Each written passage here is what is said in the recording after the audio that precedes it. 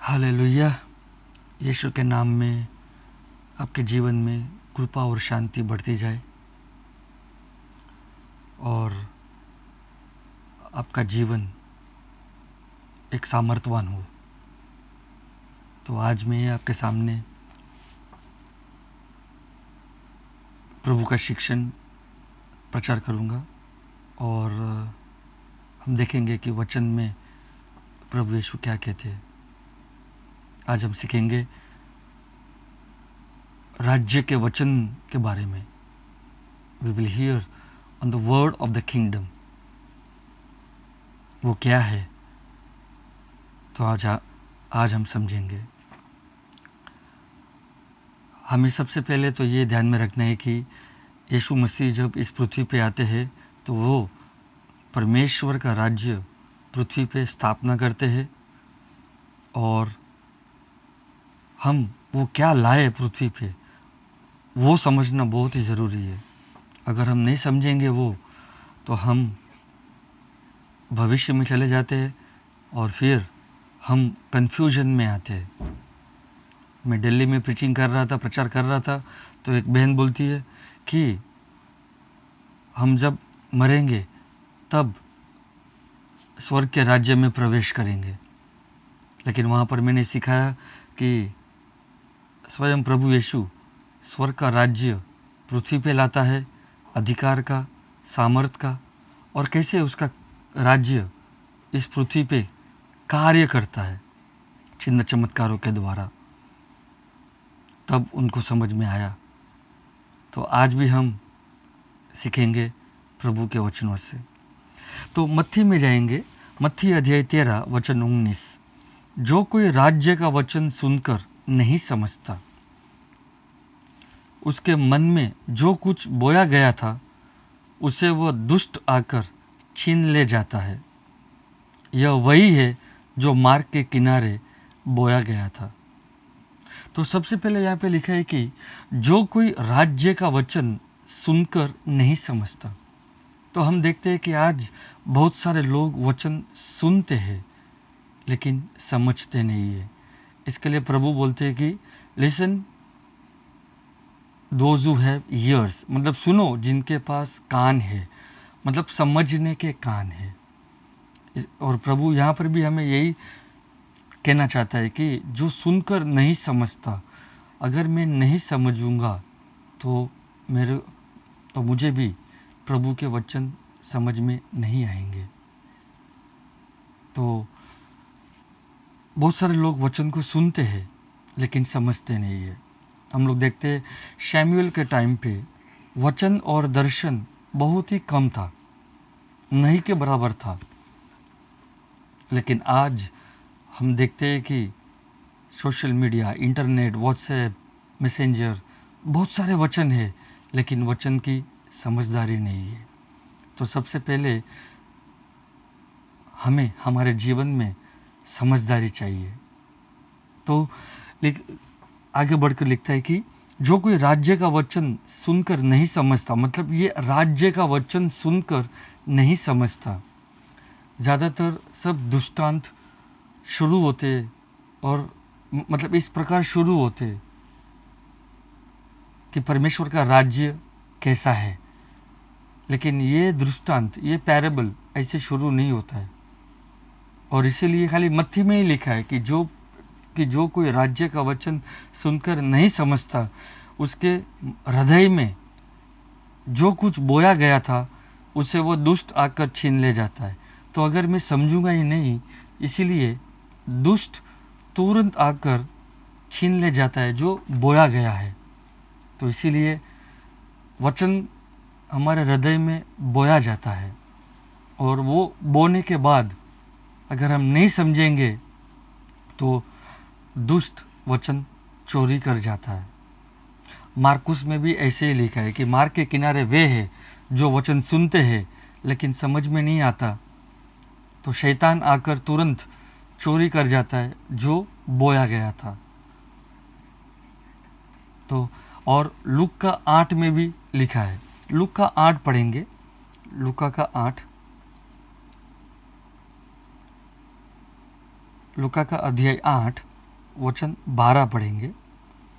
वहाँ पे लिखा है, मार्ग के किनारे के वे हैं जिन्होंने सुना, तब शैतान आकर उनके मन में से वचन उठा ले जाता है कि कहीं ऐसा ना हो कि वे विश्वास करके उद्धार पाए। तो यहाँ पर भी लूक में भी वैसे ही लिखा है, लेकिन थोड़ा सा अलग है। मार्ग के किनारे के वे हैं जिन्होंने सुना, मतलब वचन को सुना, तब शैतान आकर उनके मन में से वचन उठा ले जाता है कि ऐसा ना हो कि वे विश्वास करके उद्धार पाए। शैतान यही चाहता है कि आप विश्वास ना करो उस राज्य के वचन के ऊपर और फिर आप वो उद्धार ना पाओ। अगर मैं ये तीनों वचन मत्ती, मार्क और लूका में तीनों इकट्ठा करता हूँ तो प्रभु हमको कुछ रेवलेशन देगा। तो हम लोग देखेंगे कि कैसे प्रभु हमको प्रगटीकरण देता है कि जब मैं वचन को सुनता हूँ और मैं समझता हूँ, तो समझने के बाद आप उस वचन के ऊपर विश्वास करोगे, और जब आप उस वचन के ऊपर विश्वास करोगे तो आप उद्धार पाओगे।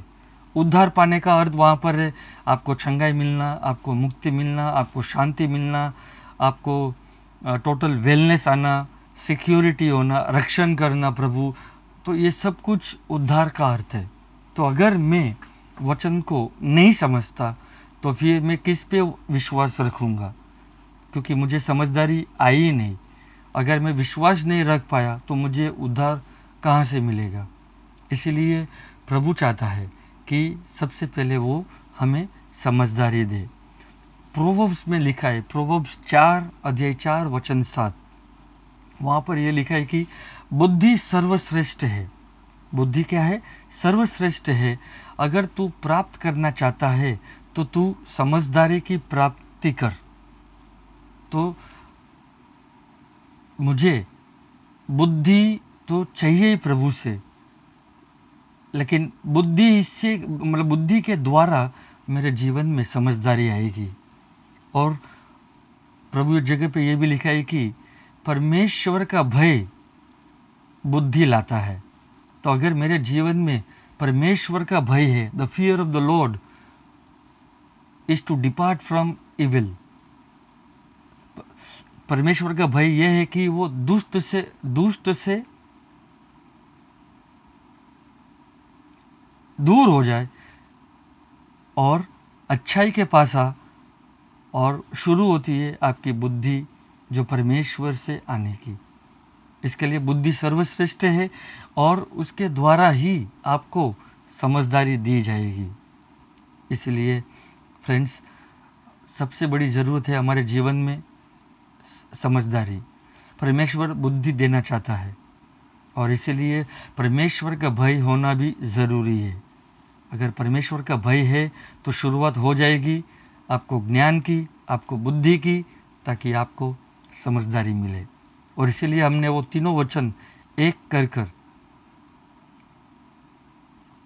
किए ताकि प्रभु हमें उसका प्रगटीकरण दे। अगर मैं वचन को सुनता हूँ लेकिन समझता नहीं हूँ, तो फिर मैं विश्वास किस पे करूँगा और मुझे उद्धार कहाँ से मिलेगा। लेकिन अगर मैं वचन को सुनता हूँ और वो वचन की मुझे समझदारी आई है, तो मैं विश्वास करूँगा और मुझे उद्धार भी मिलेगा। लेकिन हम देखते हैं कि बाइबल में परमेश्वर भी बोलता है, शैतान भी बोलता है और मनुष्य के शब्द भी है। लेकिन जब यीशु आता है तो यीशु यह दृष्टांत कहता है कि जब कोई राज्य का वचन सुनता है, तो राज्य का वचन क्या है? राज्य का वचन अधिकार का वचन है। आप और हमें पृथ्वी पे इसलिए रखा गया है ताकि हम अधिकार जमाएं। उद्धार किसको चाहिए? हमें चाहिए।